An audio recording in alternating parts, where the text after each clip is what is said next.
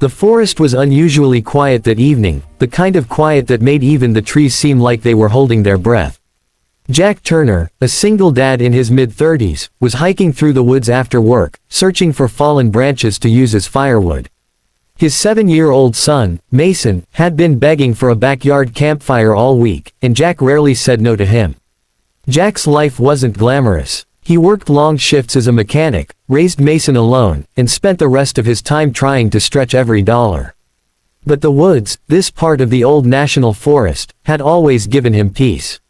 He knew its trails like he knew the lines on his palms.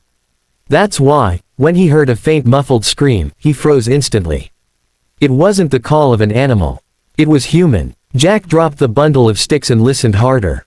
Another sound, this time softer, desperate, like someone fighting against the earth itself. He followed it, moving carefully through the trees, pushing aside thick branches until he reached a clearing. The ground looked disturbed, as if someone had thrashed against it. Then he saw it, a hand sticking out from the dirt, fingers trembling weakly. Jack's heart hammered. Someone had been buried alive. He sprinted forward and knelt beside the hand. "Hey, I'm here. I'm going to get you out. Hold on." He dug with his bare hands first, then grabbed a flat piece of wood lying nearby to scoop the dirt faster. The person beneath the ground was breathing, barely. Jack worked until his arms burned, until dirt filled his nails and dust stung his eyes. Finally, he uncovered a face. A young woman, pale, terrified, gasping for air. Her clothes were torn, her wrists bruised, her makeup streaked. She blinked rapidly as fresh air hit her lungs. Jack brushed dirt from her face. "You're safe now. I've got you." She coughed, her voice hoarse. "Don't let them find me." Jack looked around. The woods were silent again, but this time the silence felt wrong.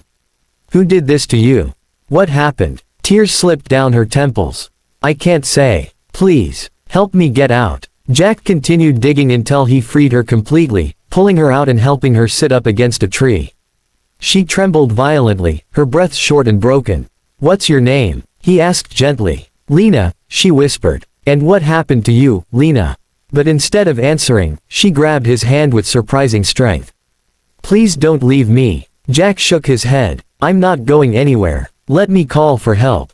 "No," she gasped. "No police. No ambulance. Not yet." Jack paused. "Why not?" She leaned closer and whispered something into his ear, so soft, so chilling, that his breath caught. "They weren't trying to kill me," she said. "They buried me so they could come back, and finish the deal. I escaped too soon. They'll still be looking." Jack felt the hairs on his neck rise. "Who's looking for you?" Lena swallowed hard. "My father is a millionaire. They kidnapped me for ransom, but when he wouldn't pay fast enough, they decided to silence me instead." Jack stared at her. "You're telling me someone tried to bury you alive because your father didn't pay?" She nodded, shaking uncontrollably. "And they'll come back as soon as they realize I'm gone." Jack looked at the ground, at the disturbed soil, at the broken branches around the clearing. Whoever did this wasn't far. They couldn't be. He stood up. "You can't stay here. Come on. Can you walk?" Lena tried, but her legs buckled. Jack caught her and lifted her into his arms without hesitation. She wasn't heavy, but she clung to him with the desperate grip of someone who had tasted death. He carried her through the trees as fast as he could. When they were half a mile from the clearing, he heard it, the faint crunch of leaves behind them.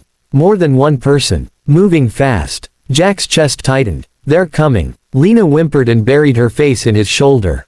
Jack adjusted his grip and moved faster. He knew these woods. He knew every shortcut, every hidden trail, every fallen log that could serve as cover. He turned sharply down a narrow path leading to an old maintenance shed used by park rangers. A dull beam of moonlight hit the rusted roof as they approached. Jack pushed the door open with his shoulder, slipped inside, and locked it. He lowered Lena onto an old cot and crouched beside her. "You're safe in here," he whispered. Outside, footsteps grew louder. Voices echoed through the forest. Jack pressed a finger to his lips. "Don't make a sound." Lena nodded, tears streaming silently. The voices drew closer. Male voices. Angry. Searching. Jack moved toward the window cautiously and peeked through a crack. 3 men with flashlights scanned the woods. One of them kicked the dirt near the trail. "She couldn't have gotten far," one said. "She didn't get out by herself," said another. Somebody helped her. Jack's jaw clenched. Lena grabbed his hand again. They'll hurt you because of me. He squeezed her hand gently. I've faced worse. Minutes passed like hours until finally the men drifted deeper into the woods. Their voices faded. Their flashlights disappeared into the dark. Jack let out a long breath and turned back to Lena. We're getting you out of here, he said. At sunrise, I'll take you and my son to town. We'll go straight to the FBI. They'll protect you and your father. She looked at him, eyes full of gratitude and something else, trust. Why are you helping me? She whispered. Jack sat beside her and smiled faintly. Because no one deserves what you went through. And because if someone ever hurt my son, I'd pray a stranger would do the same. Lena's expression softened in the dim light. You saved my life, she said. But what I whispered earlier, that wasn't all of it. Jack frowned slightly. What do you mean? She leaned close again, her voice trembling.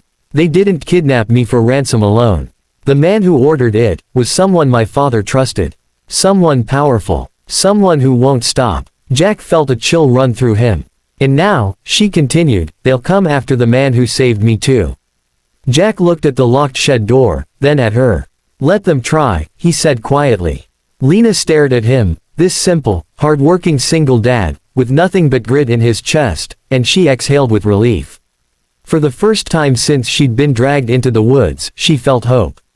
And neither of them knew that saving her would change both their lives forever.